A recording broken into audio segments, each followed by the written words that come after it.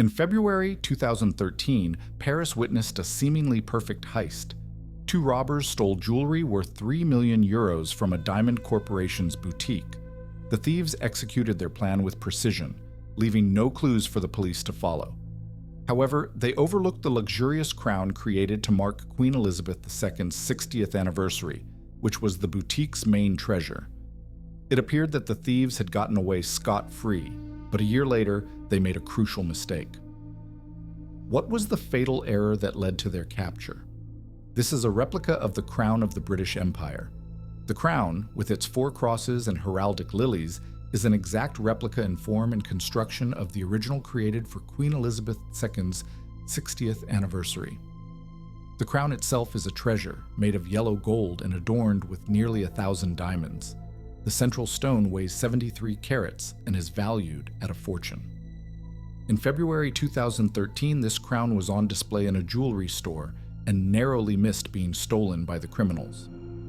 In 2013, 2 seemingly ordinary young men entered a Parisian jewelry house.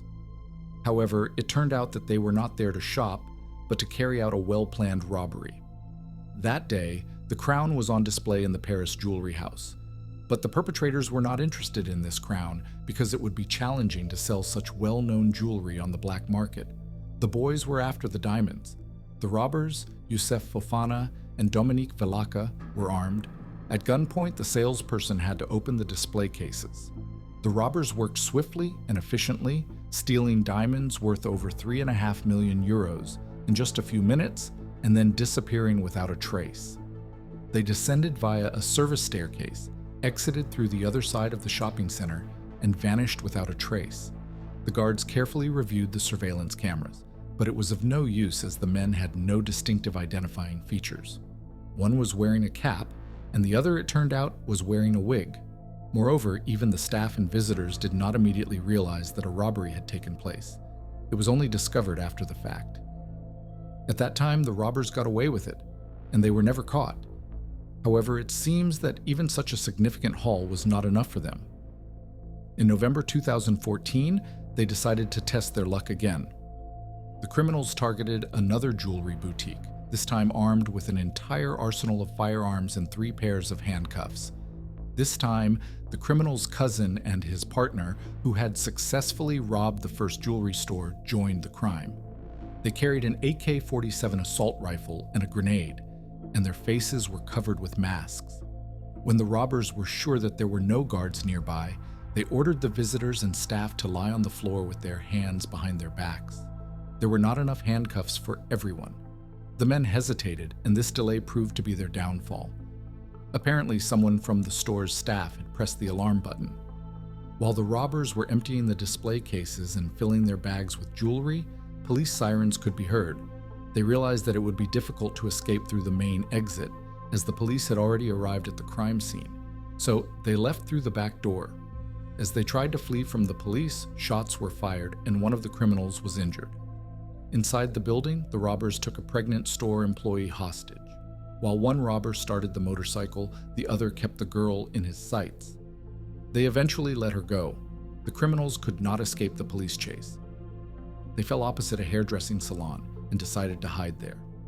There was one staff member inside, but soon the salon was surrounded by about 100 police officers.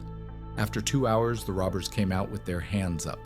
The weapons and 234 precious stones remained in the salon.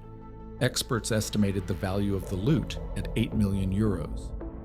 During the interrogation, the men confessed to another crime. However, they did not reveal the whereabouts of the stolen jewelry from the previous robbery. The diamond heist gained widespread attention, partly due to the first robbery, which was dubbed the perfect heist. Even the public prosecutor in court said that during the jewelry store robbery in 2013, the criminals had shown exceptional skill. According to him, a truly successful robbery is one where no weapons are used, presumably referring to the fact that there was no shooting during that incident. Nevertheless, the defendants were sentenced to prison for both incidents combined. Dominique Velaka, Youssef Fofana, and his cousin Ismail were sentenced to terms ranging from 7 to 15 years. Interestingly, these robbers were not the first to target the diamond jewelry boutiques in Paris. About 15 years ago, a whole gang of jewelry enthusiasts called the Pink Panthers operated in the French capital. The group consisted of individuals from Eastern Europe, mainly from the former Yugoslavia. In a matter of minutes, they would steal jewelry worth millions of euros from stores, and each robbery was executed flawlessly. This gang began its operations in the early 1990s, and its name is a reference to the detective comedy film The Return of the Pink Panther, featuring Inspector Jacques Clouseau. During a jewelry store robbery in London, the criminals hid a diamond worth £500,000 in a cream jar, similar to a scene in the movie. The Pink Panthers were virtually untraceable. They always used stolen documents and immediately left the country after committing a crime. The robbers operated across Europe, and even in Monaco, the confident criminals could not be stopped, not even by the numerous surveillance cameras that were everywhere. Jewelry stores in Monaco are considered some of the most secure in the world. However, in 2007, in broad daylight, an armed man ran into a jewelry store located just 30 meters from a police station. A minute and 10 seconds later, he fled with jewelry worth $1 million. That same year, the Panthers attacked a major shopping center in Dubai. Again, it happened in broad daylight, and a real action movie scene unfolded before the astonished crowd's eyes. Two cars crashed into the Dubai shopping center's display windows, driving over the marble floors. Then, men wearing balaclavas burst into the building, and within a minute they were rushing back out, having grabbed millions of dollars worth of jewelry. Later, Dubai police found mobile phone numbers, DNA, and fingerprints, which they entered into a database, compared all the evidence, and concluded that a vast criminal syndicate was at work. The robbers were placed on Interpol's international wanted list. A special unit was even set up within the agency to search for the Pink Panthers, but they seem to have vanished into thin air. It remains a mystery how the criminals managed to escape the police every time. Perhaps it was sheer luck, or they knew the weak points of the security system well. However, sometimes luck did not favor the Pink Panthers. In 2009, one of the gang members, a Bosnian named Milan Poparic, ended up in prison for robbing a jewelry store in the Swiss city of Neuchâtel. His accomplices did not abandon him. This case could have been the basis for an exciting action movie script. In 2013, the gang members rammed through the gates and drove onto the grounds of a Swiss prison in two vans. They shot at the guards with Kalashnikovs and set up a ladder, allowing Milan Poparic and his cellmate Adrian Albrecht to climb over the barbed wire and get into a car.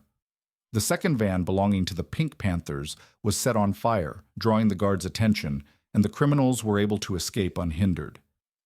Interestingly, despite all the trouble the Pink Panthers caused for the authorities, law enforcement officials held the gang members in a certain amount of respect. The police saw the inventive and creative robbers, as they called them, as worthy adversaries. In Serbia, the criminals were even considered something akin to folk heroes and compared to noble bandits. Despite numerous robberies and attacks, no civilian was ever harmed by their hands.